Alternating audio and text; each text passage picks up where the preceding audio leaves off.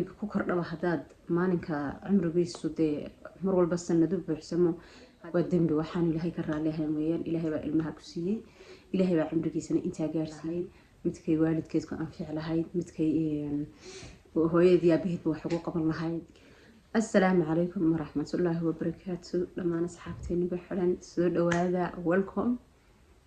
soo dhawaada baan leeyahay. aad iyo aad baad mahadsantihiin saad waqtigiina noogu hortaan, saad videoga aad u daawanaysaan, waqtigiina noogu soo hortaan, noogu soo beeldaraysaan. aad iyo aad baan kaga mahad celinayaa.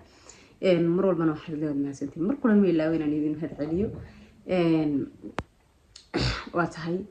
maanta waxaa idin wadaa waxyaaba badan baan wadaa.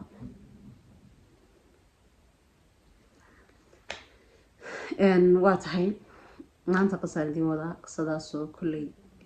anugu markaan akhriyay iga xanuun badnayd, idinkuna inaad ka wada murugoon doontaan baa laga yaabaa. maan jeclayn inaan qiso un dabadaysu geliye, laakiin waxyaabo kale waan jeclaa inaan idiin soo duubo, laakiin waqtiga xoga iyo yara saamixi waayey. dhowr howlood baa suukay soo beegmay. sidoo kale waxaa idiin soo duubi doonaa amireer baa waxaa u dhammaaday sanadkii ee u buuxsamay imika muddo 2 cishaa ay soo dhaaftay. marka iyadana insha allah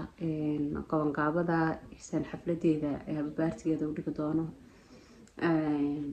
maxaa tole markaan usoo shoobin garaynayo waxyaabahaas oo dhan waan iga soo wadaagi doonaa. kolley u dhigi maayo xaflad saa u sii weynoo muusig iyo boqod ayaa waxaas, laakiin keeg baan u jiri doonaa insha allah. aduu xafladeero iska fiican baan dhigi doonaa oo aan munkar iyo muusig toona ku jirin. ilmaha haddii oo maxay ahayd tooley ilaahay cimriga ku kordhaba haddaad maalinka cimrigiisu dee mar walba sanado buuxsamo, haddii aad samayso muusig, xaflado, baqbaq, waxyaaba haddii aad samayso kolley waa dembi waxaan ilaahay ka raaliyahayn weeyaan. ilaahay baa ilmaha ku siiyey, ilaahay baa cimrigiisana intaa gaarsiiyey. alxamdulilah inaad ilaahay ugu mahad noqdo. waxyaaba yararoo dadku ugu duceeyaan inaad samayso, yacni maalinkaas aad dadka ka farxiso mooyaane muusiga iyo waxaas qorshaha inagu jiraan insha allah. waxaan idinka rajeynayaa dhammaan intiinaas keliya waxaaba ku filan idinkoo usoo wada duceeya insha allah. dhammaan intiinaas inay igu soo duceysaan oo ilaahay uga dhigo cimriga u kordha mid barakaysan insha allah. midkay igu anfici lahayd, midkay waalidkeedku anfici lahayd, midkay hooyadii aabaheedba wax ugu qaban lahayd, midkay faamilkeeda dhanba wax ugu qaban lahayd insha allah. aad ka dhigta aada ugu duceysaan. waa tahay qof kasta oo ilmo dhalayna waxaan odhan lahaa awlaad waa wax ilaahay bixiyo. qof maxaa tira dad badan baa jira oo aan haysanin. waxaan leeyahay inaad ka ilaalisaan wixii munkara iyo muusiga cimrigooda aad ku furaysaan. waxaa jira dad markay uurka yeeshaan xaflada dhigta,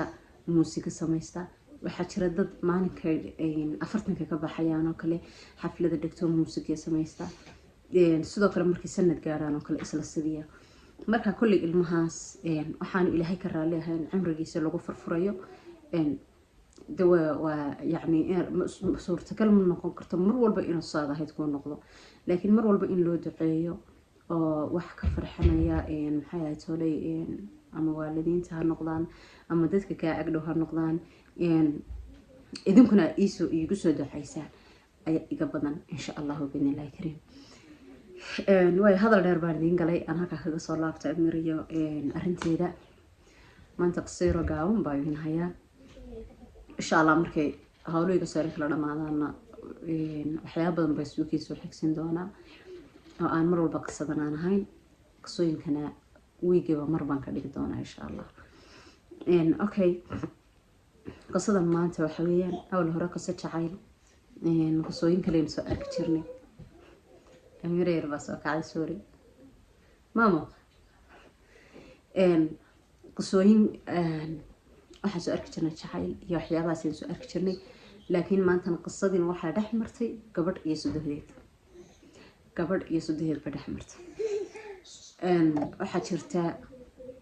gabadh baa waxaa jirta usaad ogtihiinba Soomaalideena badankooda isma fahmaan waalidka ninka iyo gabdhahu. caqabaduna meel ka jirta ma aqaano. markaa waxaa jirtay gabadhaas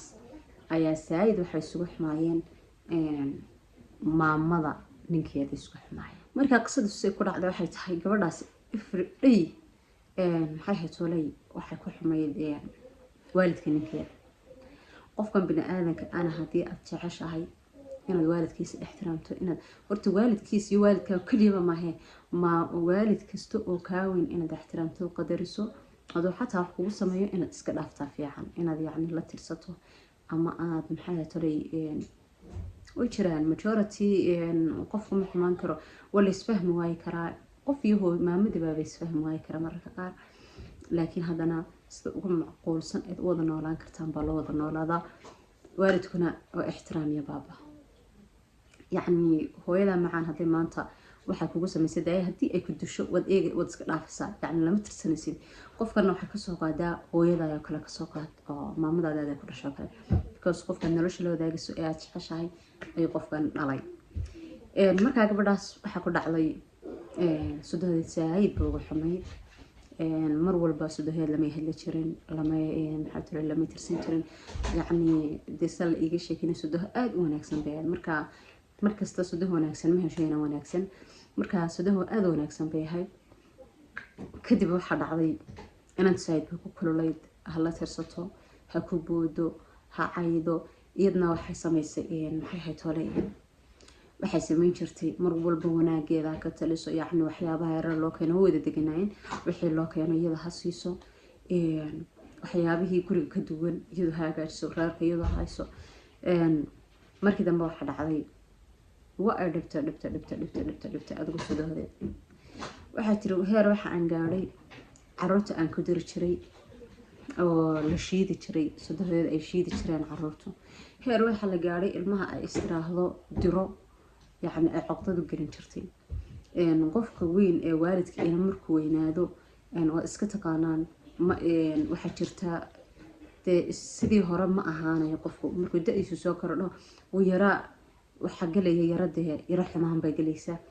yacni qof weynoo waalida oo aan loo soo gelaynin oo aan maxay ahayd toole aan agtiisa cidi soo maraynin yacni waa dareemi kartaa adoo maanta xanuunsanaya haddii cidi kuu soo geli weydo waad iscogdadeynaysaa maxaad u marayn qof weyno waalida waayeel noqday oo u baahan ciidan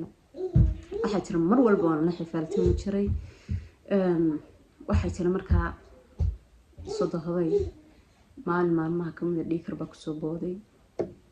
ada dhiikari xanuunaa soo raacay waa ay dhimatay ilaaha u naxariisto muddo waxay tiri marka dhimashadeedii kadib waan u qaadan waaya bay tiri markaa yacni way yaro xanuunsatay dhakhtarkii baa lageeyey oo dhimatay oo ka baxda nafto isaamax may ku odhanin oo waqti ay saamaxba may haleelin oo may gaadhin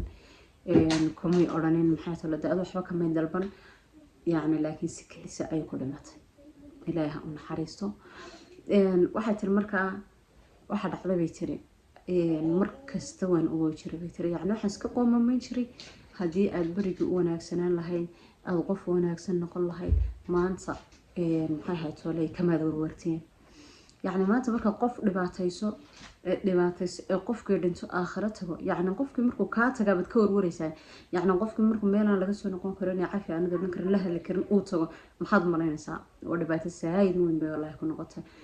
markaa waxay tiri saaid baan gamrugoon jiray waxay tiri waxaan tabay gurigii baa cid laygu noqday waxaan tabay maxay ahayd hoolay dee wanaagii faraha badnaa iyo qaban jirtay waxyaabiha ay qaban jirtay yacni booskeedii baa igu soo banaanaaday mar alyaala markaan arko gurigii ay ku jirtay waxay tiri mar walba waan ooya hiqdan gura oo hin mar walba ii taala bay noqotay markaa waxay damacday qisadan waxaa inoogu soo dhiibtay in ay la wadaagto hablaha la qabo ama waalid zawjkooda waalidkiisa nool yihiin si ula dhaqmi lahaayeen inay yacni ay ku waana qaataan markaa waxay tiri habeenkii xataa hurdo fiican ma seexdo sorry mireer baa soo kacday markaa waxay tiri habeen kasta kama seexdo yacni riyo ahaanba iigu imanaysaa oo qofkii baan arkayaa oo ii imanaysaa iyada oo maxay ahayd holay qof caadi ah marka yacni noomay sii fasirin waxaas igu samaysaa may odhan saasaa dhacda may odhan laakiin hurdadii bay igu imanaysaa bay tiri markasta waan xasuusanaya qalbigay kama warso marka waxay tiri inantaas adoo qisadaas waxay usoo gudbisay inay kula taliso hablaha walaalaheeda ay tiri iigu sii gudbi markaa waxay tiri anuu maanta dee yani igu dhacday taas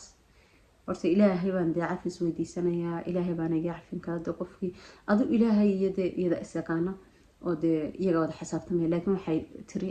waxaan leeyahay hablaha walaalahay ah yacni waxyaabahaasoo kale ku dhaqma waayo waxaa jira maanta caqabadaha badan ugu badan ee faamiliyada ka jiraan waa sodoh iyo inanta waxay tiri waxaan kula talin lahaa gabadh kasta waalidkeeda intuu nool yahay inay soo dhaweysato waalidkeeda intuu nool yahay inay soo dhaweysato maalinku dhinto waxa la waxay qaban kartaa ma jirto waxaan murugo iyo ciil iyo maanta nolosha aan ku noolay aanay hayn waxay ku leedahay yacni san isaga qoomameynayo maanta yaa dib u soo celiya labada cagood bad ka dhunkan lahayd waan taaganahay way tiri marka waxay tiri inan walba waxaan kula talinayaa waalidkaaga intuu nool yahay kasbo waalidkaaga intuu nool yahay ilaasho baritoole haddii uu dhinto waxa la waxaad u qaban kartaa ma jirto waxaad u qaban kartaa ma jirto ninkaaga hooyadii waa hooyada macaan adiga hooyada iyo isaga hooyadii waana kuu sinaadaan sababtoo ah qofkan waad jeceshahay hooyadii sabab aad u jeclaan weyda maxay tahay qofkan waadba jeceshahay sababtaad hooyadii u jeclaanayn maxay tahay marka waxaan leenahay iyadana ilaahay qalbiga ha kuu qaboojiyo ilaahay ha kuu dambi dhaafo insha allah biidnillaahi kariim hableenna waxaan leenahay wax ku qaadataan waalidiinta in la ixtiraamo way jiraan hablo badan oo maxay tolay ka cabanaya sodohda way jiraan hablo badan oo maxay tolay odhaahda nin hooyadii dhimatay waan jeclahay hortaas run marka la eego sodohdu waa tiirka guriga weeyaan haddii aad isfahantaan weeyaan waa tiirka guriga haddii aad isfahantaan marka qof walba sa isu fahmi kartaan waalidka isku fahma waxaad leeytan ku kulmi doona fiidiyoga xiga wassalaamu calaykum waraxmatullaahi wabarakaatuh fiidiyogan haddii kusoo gaadhay sheer garee like-tan inoogu dadaala insha allah like badan baa idinka rajeynayaa iyo inaad fiidiyoga sii sheer garisaan commentigana waxay fikirkiina aad kasoo dhiibataan wassalaamu calaykum waraxmatullaahi wabarakaatuh hal su-aaloo kale aan sii weydiinayaa commentiga iigu soo reeba jawaabta imise qof ayaa isla ildaran waalidkooda imise qof ayaa isla ildaran waalidka ninkooda